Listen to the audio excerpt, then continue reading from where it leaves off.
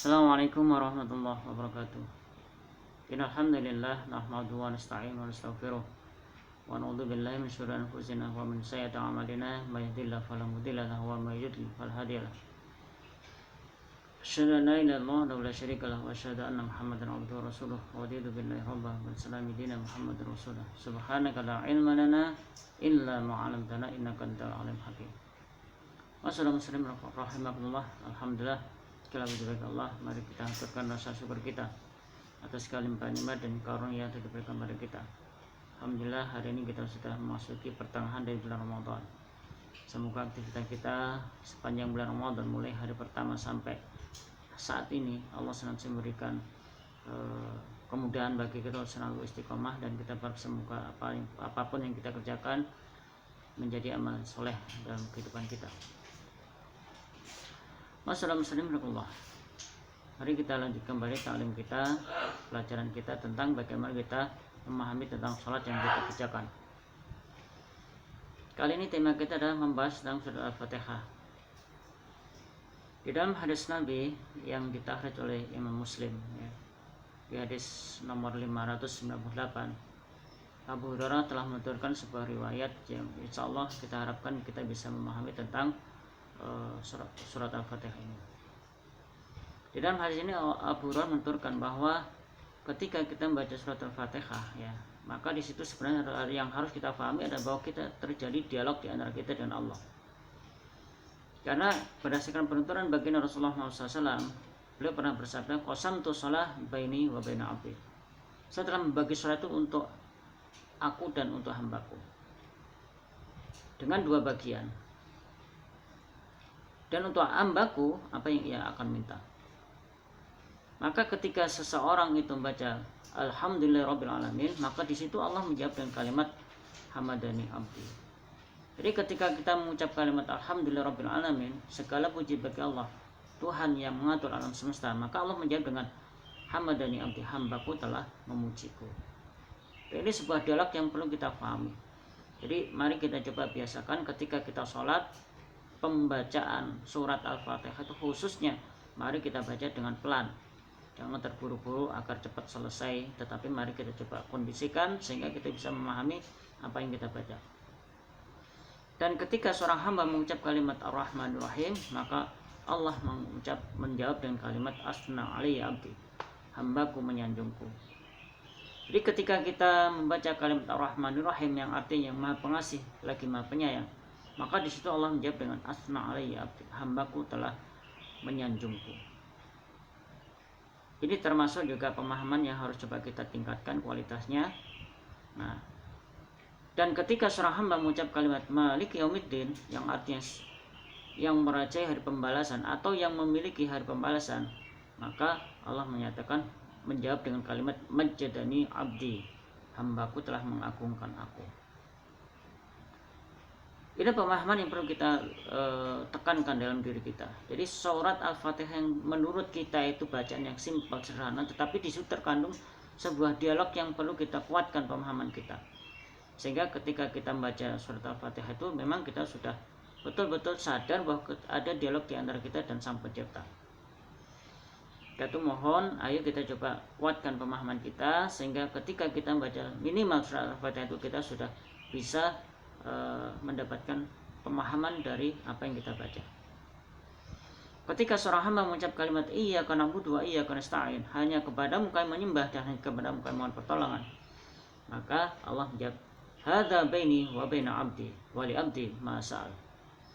Ini adalah untukku dan untuk hambaku, dan untuk hambaku apa yang ia minta.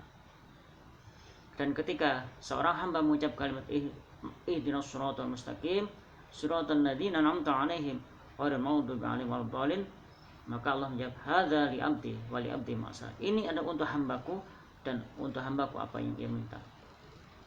Jadi ketika kita mengucap doa ihdinas shiratal mustaqim, ya Allah tunjuk kami ke jalan yang lurus, siratal ladzina an'amta 'alaihim, yaitu jalan orang-orang yang telah Kau beri nikmat atas mereka, ghairil maghdubi 'alaihim waladdallin, bukan jalan orang yang Kau murkai dan orang yang tersesat. Maka Allah menjawab dengan kalimat ini adalah untuk hambaku dan untuk hambaku apa yang ia minta. Rasulullah mari kita kuatkan pemahaman kita tentang bacaan surat Al-Fatihah ini, sehingga betul-betul ketika Rasulullah menganjurkan kita dengan bacaan Iqra ma tayassara minal Quran, baca yang paling gampang itu, ya berarti di dalamnya surat Al-Fatihah ini termasuk surat yang paling mudah, yang paling gampang. Berarti apa? Kita dituntut oleh Rasulullah SAW untuk bagaimana kita memahami setiap kalimat-kalimat yang kita baca di dalam salat yang kita baca. Kita memahami kalimat-kalimat yang kita baca di dalam salat yang kita kerjakan. Ingat ya, kemarin di dalam pertemuan yang lalu kita mendapatkan gambaran bahwa kita itu terlarang hukumnya ketika kita melaksanakan sholat dalam keadaan ngantuk, ya ngantuk berat ya, ketika kita tidak siap menjalankan itu. Karena apa? Ketika kita dalam kondisi tidak fit, dalam kondisi tidak siap, kemudian ketika kita menjalankan ibadah sholat, maka bisa jadi kita itu bermohon ampun kepada Allah, tetapi yang terjadi justru sebaliknya, justru kita melaknat diri kita lantaran apa? Kita tidak bisa mengontrol bacaan yang kita baca.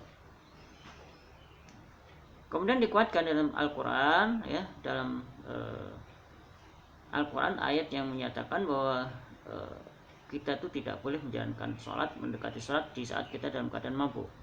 Jadi memang ayat ini sudah dalam tanda kutip ya kedaluarsa, tetapi kalau kita lihat kontennya, memang dalam Al-Quran itu ada kaidah al-ibratu bi umumil lafzi. Jadi ibarat manfaatnya, pelajarannya itu bisa kita dapat dari keumuman lafaz, la bi khusus sahabat, tidak pada sebab yang khusus. Di ayat ini Allah menyatakan jangan kalian mendekati sholat ketika kalian dalam keadaan mabuk. Dan memang asbabun nuzulnya itu berkenaan dengan ketika ada pesta ya, satu saat ketika seorang sahabat itu mengadakan pesta, dan di situ tidak ketinggalan yang namanya miras.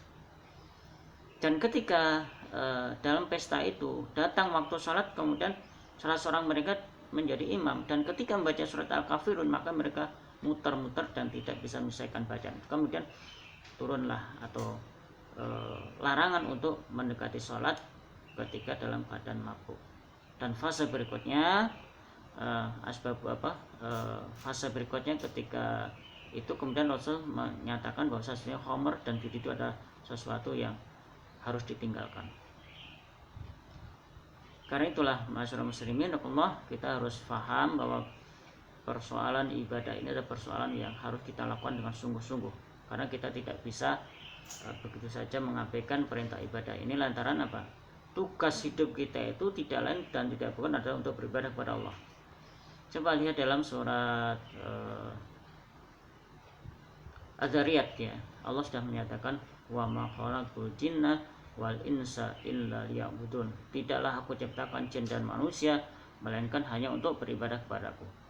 Ma uridu minhum birizqin wa ma uridu ikum. Aku tidak menghendaki dari mereka makanan atau rezeki dan makanan, dan aku tidak mengharapkan dari mereka sanjungan.